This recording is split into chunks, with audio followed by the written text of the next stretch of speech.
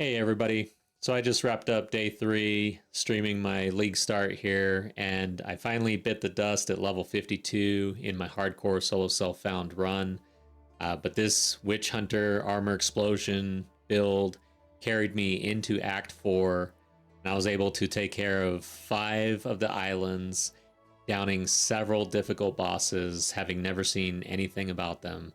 So overall, very strong build that we have here. I'm going to continue in and finish out the campaign, but I figured the way this is going, how strong this has been for both bossing and for clearing waves of monsters, Abyss, this has been able to do anything I wanted to do. So we've got a mobalytics. I've uploaded this and I'm going to share that. The link will be in the video.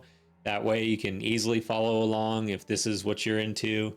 So we are on the Witchhunter and we are using Armor Explosion. So let's dive right in. All right, here's the mobalytics. We're going over the skills first. So Armor Piercing Rounds, this is the first skill that you want to pick up. And the first support gem that you want to pick up is Armor Explosion. This is huge.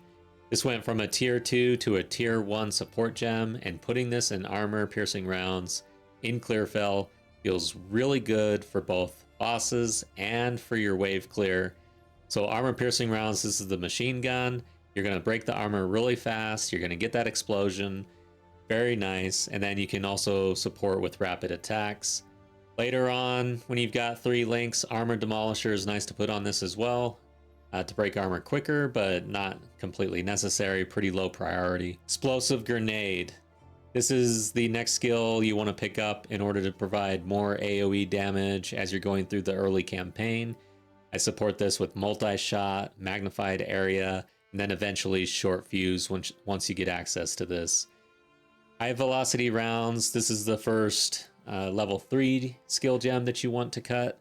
This is the combo with Armor Piercing Rounds, and this is the bread and butter of the build. So you're breaking the armor with your Armor Piercing Rounds, and then High Velocity now gets a buff rather than consuming the broken armor. And your goal is to pump as many high velocity rounds into your target as possible once you break their armor. To do that, multi-shot, once you get access to that, double barrel, these two are very nice. Multi-shot brings a lot more damage to this skill. And then I like double barrel because you get 2 rounds and then the reload. And then later we'll see how that pairs with emergency reload. Then for the third slot, went with long shot here, but this is just something where you want to buff the damage at this point. And because high velocity is so important to the build, it's a good candidate for one of your first lesser Jeweler's Orbs. Disengage, we do add a shield and a spear to the weapon set 2 for this build, and this is just for mobility.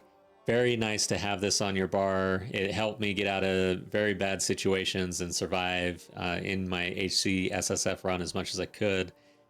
One thing to know, if you use this disengage after using an entire magazine for your crossbow, and you try to swap back by using that same shot, you won't be able to weapon swap. It's an issue right now, so you'll need to reload prior to doing that, or use a different skill to swap to your crossbow. There's ways around it, but it can jam you up a little bit.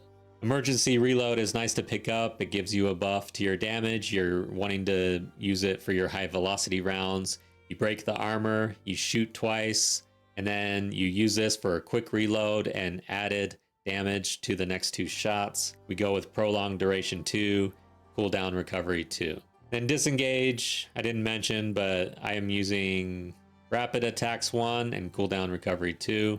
So then we've got gas grenades. So this is when the AoE really starts to shine in this build, and I think this is something I added around middle act 3 or so. This pairs very nicely with explosive grenade. We are exploding the gas cloud. However, our goal for the support is to eventually have this breaking the armor of the mobs during wave clear. So we've got corrosion on here and multi-shot, and then eventually we get persistent ground. And this support gem is huge because What happens when you first get gas grenade in this build, you're going to immediately be exploding or igniting the gas cloud. And so you're not going to get the benefit of the broken armor, which doesn't give you the benefit of higher damage, high velocity rounds. But eventually, once you get access to persistent ground, you want to save a support gem for this. This is a tier 3 support, so that's Act 3. And it really, this is an awesome support actually. It's kind of a little bit broken because I can't really tell. I haven't done enough testing on this, but it seems to me like I'm exploding this gas cloud constantly. So I'm getting more AoE, and the gas cloud is sticking around and breaking armor for any defensive mobs in there, maybe a rare or such. So dual purpose, more AoE damage and broken armor, which means more high velocity rounds for something like a rare that you need to take care of. Then we get explosive shot. So overall, when you have gas grenade online and your mortar cannon, you can very effectively clear out packs with your high velocity rounds. Eventually, I stopped using armor piercing rounds in wave clear situations and opted for laying down the mortar, laying down the gas, and then finishing anything off with high velocity rounds. It was very effective. But eventually, I went and tried explosive shot, and this did feel very nice with the setup. It wasn't too bad switching. We do have 3 ammunition types in this build, but ultimately when you're running and gunning with the packs, you're not really using armor piercing rounds anymore. You can use it to snipe at a distance. There are times when you want to use it. It's nice to have in your belt, I guess. And then high velocity rounds. Really, you're only pulling these things out for like really dangerous rares where you need to just make sure that the armor gets broken and they die immediately. Otherwise, explosive shot, just lay down your mortar cannon, lay down your gas, and then blow everything up. We've got multi-shot, double barrel, and elemental armament on this. This thing does work, and it pairs very nicely with the build. Again, igniting the gas clouds over and over again, it seems. Big damage. Very nice. Mortar cannon. This is a bit later. This is a level 11 skill gem, I believe. So we are going to slot our explosive grenade in mortar cannon and take it off of our bar and allow the mortar to shoot this. This actually shoots grenades at a faster rate than we can shoot them. And we've got urgent totems and short fuse. You're laying down your gas cloud with your grenades and your mortar, and you're essentially letting that happen, and it's just blowing everything up, and you're breaking armor, you're picking off whatever needs to be picked off in a pack. And with a multi-shot high velocity round with that has piercing attached to it. You don't need to do anything with pierce. It comes on the skill gem. So that is actually a decent amount of AoE, because if you have, and I'm going to recommend that you have fire damage on your crossbow, you're going to be igniting that gas with high velocity rounds as well. Before you have access to mortar cannon, go ahead and slot your ballistas. You can take your pick, essentially. Artillery ballista does provide the pin, which is very nice, especially in certain zones where the monster packs are rushing you. But I ended up going with siege ballista just because, again, it had that explosive component, and eventually I was picking up gas grenade, and I enjoyed igniting that without any worry whatsoever. Your first spirit gem is going to be Herald of Ash. Out of everything, this is the easiest herald to work with in the early game. You don't need any cold buildup. You don't need to worry about lightning buildup. It just happens when you overkill, and you are going to be overkilling quite a bit. And your second spirit gem, I would go for Wind Dancer. I ran into an issue on my build where I was picking up armor or gear that had too much armor and not enough evasion on it.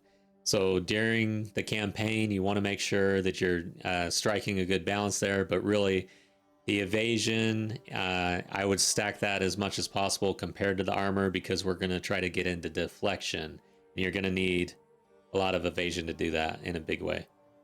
Then not listed here on the skill gem, something to pick up early is Shockwave Totem. Shockwave Totem provides a bit of cover for you. The monsters will gravitate towards that, allowing you to shoot from a distance. It'll also provide some more AoE that you need in the early game. And you can lay that down and then just lay your explosive grenades on your Shockwave Totem, and you're going to blow up a lot of monsters that way. All right, so for Ascendancy and Passive Tree, we are picking up Zealous Inquisition, 10% chance for enemies you kill to explode.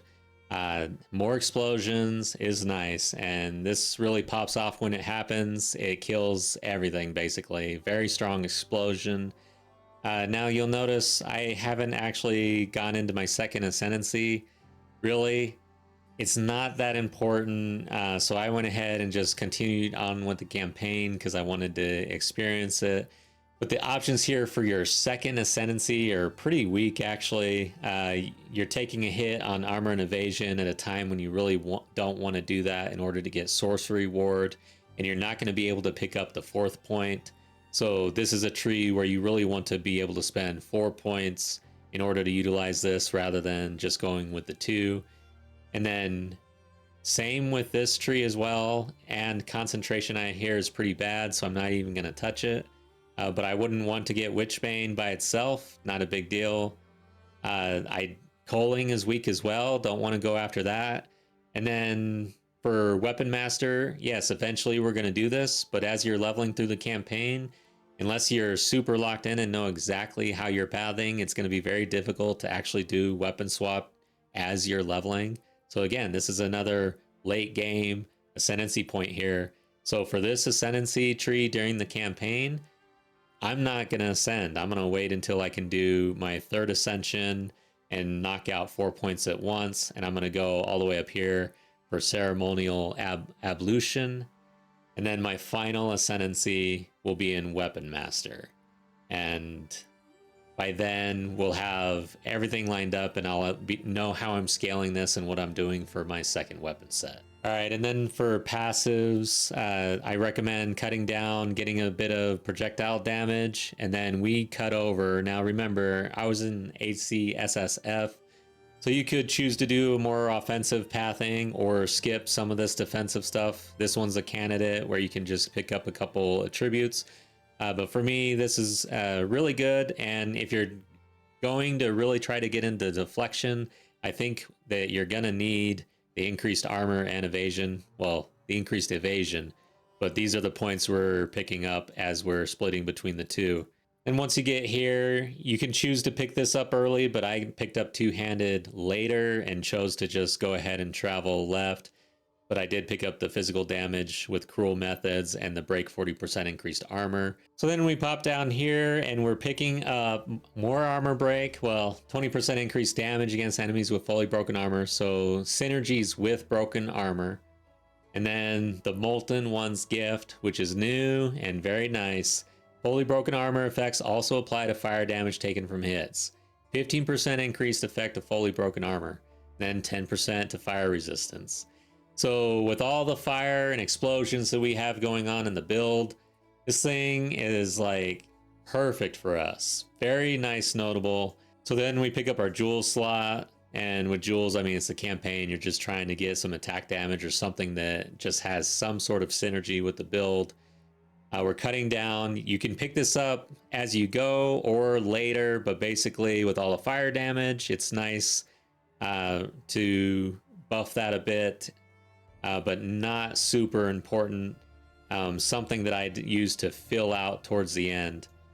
But this is where we're traveling next. This is a big one that you really want to pick up. Higher priority than the fire wheel back here. And then Giant Slayer is pretty high priority as well as you're traveling out this way. This helps with your bossing. And then since we're here, some more armor break, increased armor break. And then projectiles pierce enemies with fully broken armor. This is okay. What it does is it really does help with your armor piercing rounds because it breaks armor so fast. So once you break the armor, that round is doing a lot more work than it would if you're in a multi-target situation. Pick up another jewel slot, and then we get over to some defensives here, and where we kind of finish out with the skill speed. This is a level 65 tree, by the way, but this is where we're picking up our deflection and more evasion. So this is why it's important when you're getting your gear to be focused on picking up a lot of evasion as much as you can, even though you're splitting with the armor. The armor, you're targeting like 20% mitigation or so, whereas with the evasion, you're trying to get 50% and beyond throughout the campaign. And then in the end game, of course, we're going to scale that up. Want to reach more like 70% evasion, 30% or so armor. Just kind of depends. We'll see how that works out. But ultimately, since we're trying to get into deflection, you really need to try to bring your evasion up as much as you can. It's kind of rough for the split character, the mercenary that's caught in the middle here, because this definitely seems tuned for the pure evasion classes. However, if you can get 20%, 25%, 30% roll to mitigate 40% damage on top of the mitigation from your armor, it helps. It's another layer of defense. All right, for gear, essentially all campaign long, you really need to be rolling for crossbows, picking up basically every crossbow you come across, using your bubblegum currency, your regals. Most of your currencies are going to go towards rolling for crossbows, especially if you haven't picked one up in a little while. And especially towards the end and beginning of the acts, like when you're transitioning between Act 2 and Act 3, Act 3 and Act 4.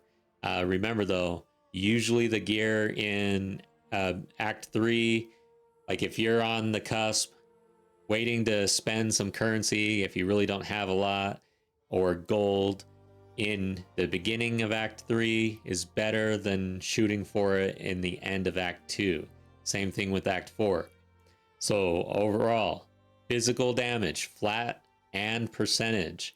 You want a ton of physical damage on your crossbow. That's where you get the most bang for your buck.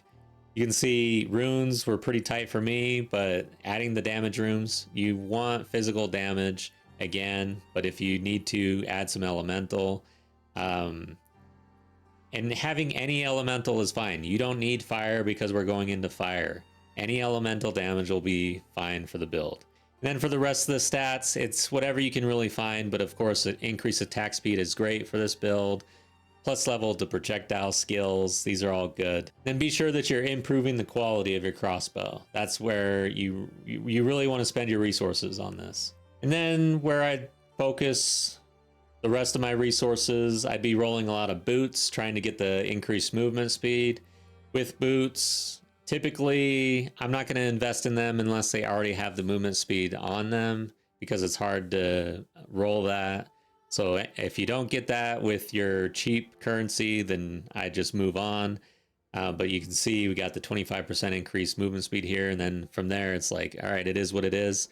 For your chest piece and your helm, you want to go either full evasion or evasion and armor. Again, because we're just trying to shift our defensive layers into evasion as much as possible. Maximum life is a good modifier to try to roll on anything. You want to bring your life up. With the amount of travel in our build, you can see I'm at 1,000 life right now, which is okay. It's not super great. Here's where I ended up, and this still felt tanky. Again, I ended up too heavy in my armor and light in the evasion. I'm trying to work on swapping this out, but it you know, with campaign starter, it's kind of hard sometimes to find exactly what you want.